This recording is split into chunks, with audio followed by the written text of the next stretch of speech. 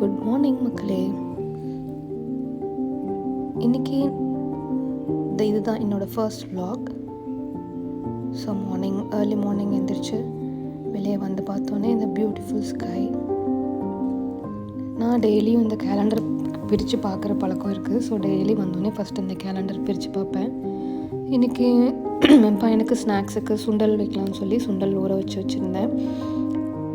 பால் daily எங்களுக்கு அங்கே கேட்டில் வந்துடும். ஸோ அதை எடுத்துகிட்டு வந்து பால் காய்ச்சி வைக்கணும். நான் இந்த குக்கர் யூஸ் பண்ணிகிட்ருக்கேன் ரொம்ப நாளாக. இது பழைய சாதம் இருந்தது. ஸோ அதை ஹஸ்பண்டுக்கு அது ரொம்ப பிடிக்கும். அதனால் அதை தண்ணி எடுத்து கரைச்சி வச்சுருவேன். அவர் அந்த பாட்டிலில் போட்டு ஆஃபீஸ்க்கு எடுத்துகிட்டு போயிடுவார்.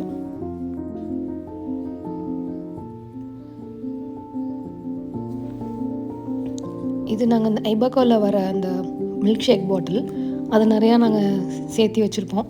ஸோ ஏதாவது ஜூஸு இல்லை அந்த மாதிரி பழைய சாதம்லாம் கொண்டு போகணுன்னா டக்குன்னு அந்த பாட்டில் எடுத்து போட்டு கொடுத்துருவேன். ஏன்னா இது மோஸ்ட் ஆஃப் த டைம் ஆஃபீஸில் மறந்து வச்சுட்டு வந்துடுவார். ஸோ அது யூஸ் அண்ட் த்ரோ பாட்டிலாக இருந்தால் ஒன்றும் பிரச்சனை இல்லை. அதனால் இதில் போட்டு கொடுத்துடுவேன்.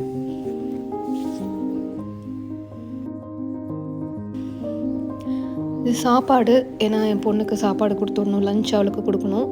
ஸோ மார்னிங் எழுந்திரிச்சோடனே ஃபஸ்ட்டு சாப்பாடும் வைக்கணும். இது பால் குக்கரில் வைக்கிறனால விசில் வந்ததுக்கப்புறம் நம்ம போய் பார்த்து ஆஃப் பண்ணால் போதும். ஏன்னா மோஸ்ட் ஆஃப் த டைம் நான் வச்சுட்டு வேறு வேலை பார்க்கும்போது இது மிஸ் ஆகி மறந்துடுது, பால் பொங்கிடும். அதனால் நான் குக்கர் யூஸ் பண்ணிக்குவேன். இது பால் கொஞ்சம் தயிருக்கு கொஞ்சம் கூல் டவுன் பண்ணுறதுக்காக எடுத்து தண்ணியில் போட்டு வச்சுருக்கேன். எங்களுக்கு இங்கே வெனஸ்டே ஆச்சுன்னா மார்க்கெட் வெஜிடபிள் மார்க்கெட் இருக்கும் இங்கே. அதனால் அதுக்கு கிளம்பணும்.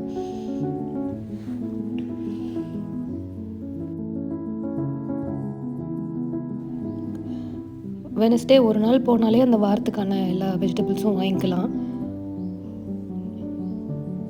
ரிட்டன் வந்து இந்த தயிருக்கு பால் சூடு கம்மி பண்ணுறதுக்காக தண்ணிக்குள்ளே போட்டு வச்சுருந்தோம்ல, அதில் இப்போ தயிர் ஆட் பண்ணி போட்டு வச்சாச்சு.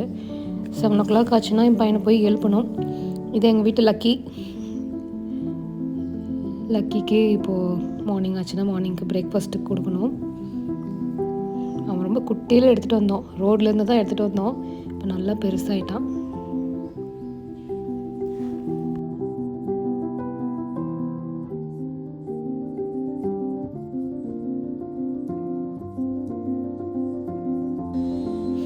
இது வெந்தயக்கீரை அங்கே மார்க்கெட்லேருந்து வாங்கிட்டு வந்தேன். ஸோ இன்றைக்கி வெந்தயக்கீரையும் பாசிப்பருப்பும் வச்சு ட்ரை பண்ணலான்ட்டு.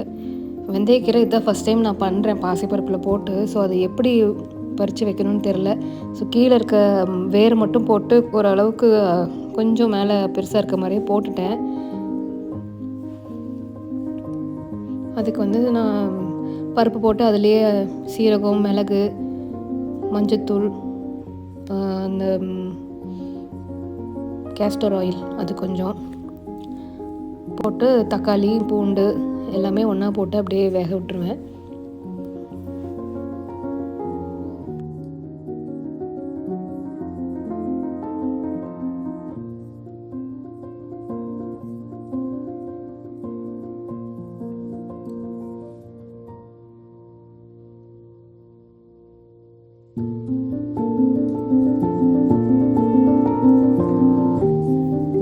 கொஞ்சம் அதெல்லாம் பாயில் ஆனதுக்கப்புறம் கூட அப்படியே நம்ம கீரையும் போட்டு கொஞ்சம் நேரம் அது வேக விட்டால் ரெடி ஆயிடும்.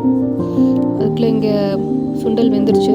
ஸோ இது அவங்களுக்கு ஸ்நாக்ஸுக்கு பேக் பண்ணி வச்சுட்டு அந்த பருப்பும் கீரையும் ஓரளவுக்கு வெந்துருச்சு. ஸோ அதுக்கு தாளிக்கிறதுக்கு சின்ன வெங்காயம், வரமிளகாய், கருவேப்பிலை, கொஞ்சமாக சாம்பார் தூள், அதுலேயே கொஞ்சம் உப்பு, அந்த வெங்காயத்துக்கு தகுந்த உப்பு போட்டு தாளித்து இதில் கொட்டிட்டா நம்ம பருப்பு ரெடி. இப்போது என் பொண்ணுக்கு ஸ்கூலுக்கு ட்ராப் பண்ண போகிறேன். So this is my morning.